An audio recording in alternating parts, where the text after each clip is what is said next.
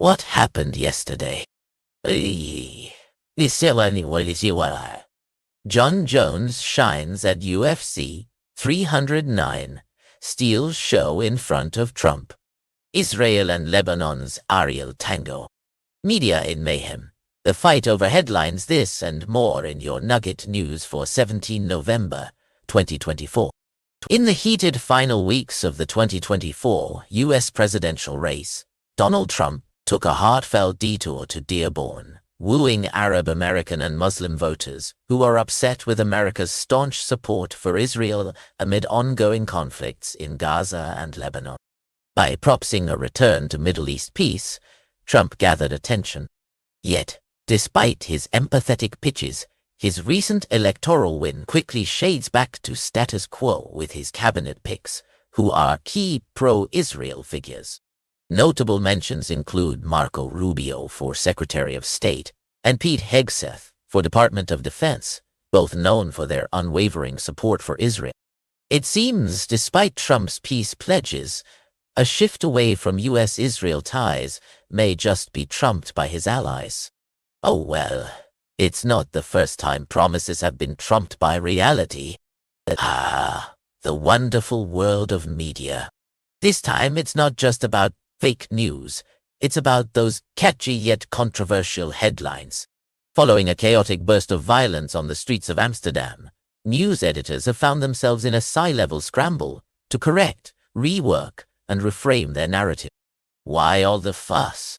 Critics argue that misleading headlines during conflicts like the ongoing turmoil involving Israel and Gaza can paint a skewed picture for audiences, especially in the United States. And it's not just historians like Asselrad rolling up their sleeves here. Everyone seems to be hopping on the headline revision bandwagon. I guess you could say it's all about cutting the edge, but carefully. In a thrilling showdown at UFC 309, John Jones retained his heavyweight title by sending Stipe Miocic into retirement with a remarkable back kick and some fierce punches to the head. The spotlight was stolen not just by the fight, but also by celebrity onlookers like President-elect Donald Trump, who received a rockstar welcome from the crowd of 20,200. Even Jones thanked the combatant-in-chief, thrilling the crowd with chants of USA, USA. Amidst this, Trump grooved a bit to YMCA and caught up with Elon Musk. For Jones, whose career was temporarily halted after surgery, it's back to business. So while Miocic hangs up his gloves, Jones simply hangs on, ready for more octagon adventures. Looks like retirement is the one thing Jones is kicking out for now. It looks like the G7 is sticking with Ukraine come what may. As President Zelenskyy suggests, he's eyeing 2025 for diplomatic peace talks to end the war. In a recent chat, Zelenskyy hinted that a Trump presidential comeback might just fast-track the peace process, with Trump expressing a desire for a swift end to the war. Meanwhile, Vladimir Putin's drawing his own lines in the sand, demanding territory from Ukraine and pointing fingers at NATO's eastward shuffle. G7 leaders, though, are firm. Russia's on the hook for all this chaos, and they're ready to heap sanctions like hot potatoes. Can diplomacy really catch up? Stay tuned. Adair Turner from the Energy Transitions Commission recently discussed the potential impacts of the Trump administration on climate action. While the administration's stance might slow down progress, Turner remains optimistic about finding alternative pathways for advancing climate initiatives. According to Turner, businesses and states can continue driving change independently of federal policy. It's a reminder that even amidst political headwinds, there's always a way to keep the planet cool. Hey everyone. So, here's the scoop.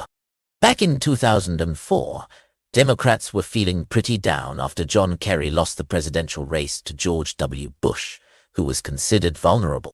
Fast forward to 2024, the feeling is much the same. Democrats face losing the popular vote for the first time in 20 years, forcing them to rethink their strategy. They're asking what went wrong this time. Was it the economy, cultural issues, or simply a misplaced focus? But don't forget, a few years after the Kerry loss, Obama came and crushed it in 2008. If history's any guide, Democrats can bounce back once more. They just need to find their inner Obama. Now, that would be biding their time wisely. Israel has majorly escalated its air raids across Lebanon, marking its deepest advance in weeks, according to Lebanese state media. Saturday's strikes took a tragic toll, claiming lives in multiple villages and wounding civilians, while Israel asserts these were focused on targeting Hezbollah's infrastructure. Notably, Beirut's populous southern suburbs seem ghostly, revealing the evacuation directive's effect, and Lebanon's habitually bustling city, Tyre, wasn't spared from strikes either. Concurrently, Hezbollah used drones, yet diplomatic whispers of a potential truce have surfaced, served by the US-EU. Those conversations may hold the key to this high-stakes dance ending. It's safe to say this situation doesn't need more fireworks, just a ceasefire. Heads up, folks. Typhoon Man-yi has taken the northern Philippines for a wild ride, bringing 195 km/h winds and forcing a staggering 750,000 people to seek shelter. This storm isn't just a gentle breeze ruffling leaves. It's the sixth major weather event slamming the country in a single month. The fury was unleashed on Catanduanes, while Manila dodged a direct hit, though storm alerts rang out like alarm bells. Despite the chaos, no casualties were reported yet. As Luzon braces for Manil's northwest march, the province grapples with power outages and a precarious worst-case scenario warning from President Marcos Jr. Hang tight. It's typhoon season and the Philippines is riding the eye of the storm. That is all. Remember to like and subscribe and all that stuff.